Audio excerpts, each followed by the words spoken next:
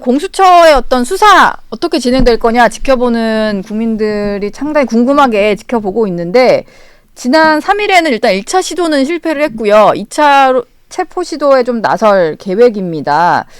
근데 지금 뭐 일단 공수처의 수사 역량에 대한 의심도 많이 하는 것 같고, 체포 영장이 이제 기한이 연장되긴 했습니다만 이번엔 제대로 할지에 대한 의구심도 여전한 것 같아요. 이철희 수석님 보시기에는 어떤가요? 이번엔 진짜 좀 잘할 수 있을까요? 글쎄 뭐 저도 똑같죠. 지금까지 보여준 모습, 지난번에 1차 집행 때 보여준 모습은 좀 실망스럽죠. 네. 5시간 만인가요? 철수했잖아요. 5시간 반 만에. 저는 그때 좀 의아했어요. 왜 철수하지? 이런 생각을 했었거든요. 이번에는 뭐 본인들도 좀 결기를 분명히 보여주고 있으니까 네. 다르지 않을까 싶은데, 또 다르게 해야죠. 그 조직을 위해서라도. 예.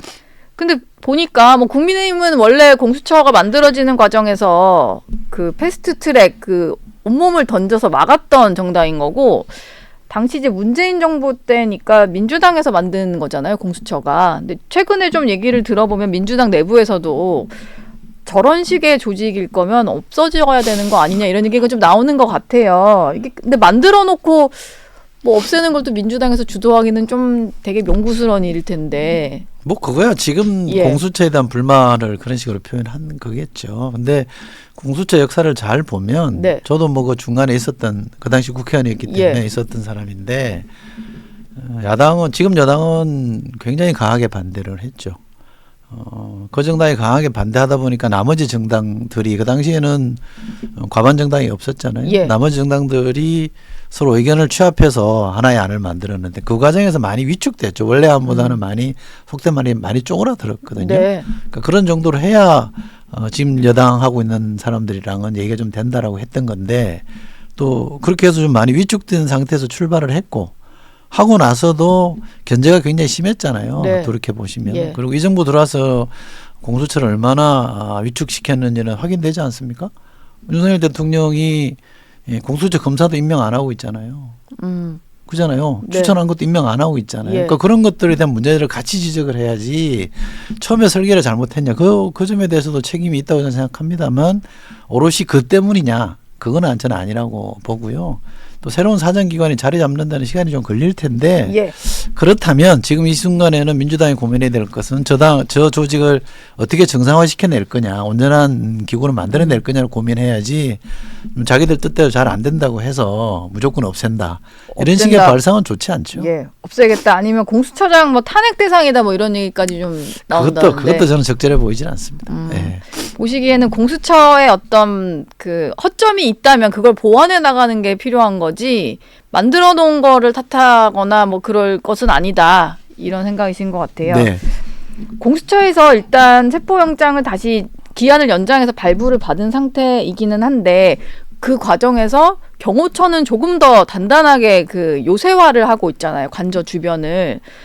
지금 언론에서 그 영상으로 좀 촬영되는 것만 봐도 철조망도 치고 차벽도 치고 이러다 보니까 뚫겨 들어가기는 더 어려워 보이거든요. 그럼 이대로 그냥 강행을 한다면 물리적 충돌밖에는 없어 보여요. 그럼 이 상황에서 그냥 뚫고 들어가는 게 맞는 걸까요? 법 집행 안 해요? 그러니까 어떻게 해야 될까요, 이거? 해야죠. 저는 묘수를 찾을 수는 없다고 봅니다. 정당한 법 집행은 해야죠. 그게 우리가 흔히 말하는 법치주의를 말하는 거기 때문에, 그 과정에서 쓸데없는 치르지도 않아야 될 비용들을 우리가 치르게 되는 거는 막아야 되겠죠. 그러나 정당한 법 집행을 집행하는 과정을 두려워한다거나 거기를 주제해서는 저는 안 된다고 생각합니다. 우리가 대통령도 법 위에 있지 않다는 걸 보여주는 게 법치주의를 가장 분명하게 확립하는 거 아닌가요? 그 공수처가 1차 실패했기 때문에 그런 지적들을 많이 합니다만, 이제는 법원도 분명하게 입장을 정리를 해줬잖아요. 정당성에 힘을 실어줬기 때문에 해야 되는 거고요. 그리고 그 과정에서 불법적으로 막는다고 하면 그것도 법에 따라서 조치를 하면서 풀어나가면 되지 않을까 싶은데요. 근데 윤 대통령 측에서는 일단 공수처에 대해서 이렇게 얘기를 하잖아요. 서울중앙지법에 구속영장을 청구를 하거나 아니면 기소를 하면 그 절차에는 응하겠다. 공수처가 하더라도 서울중앙지법에 구속영장 청구하면 응하겠다 이런 얘기를 한단 말이에요. 네. 그러면 사실 체포영장도 제대로 집행을 하게 되면은 조사를 한 내에 뭐 기한 안에 구속영장 청구로 이어지거나 이런 식의 절차가 앞으로 있을 텐데 체포 어차피 안 될 것 같으면 그냥 구속영장을 그냥 바로 청구해도 되는 거 아니냐. 본인들이 그걸 감수하겠다고 하면 뭐 그런 생각도 좀 들거든요.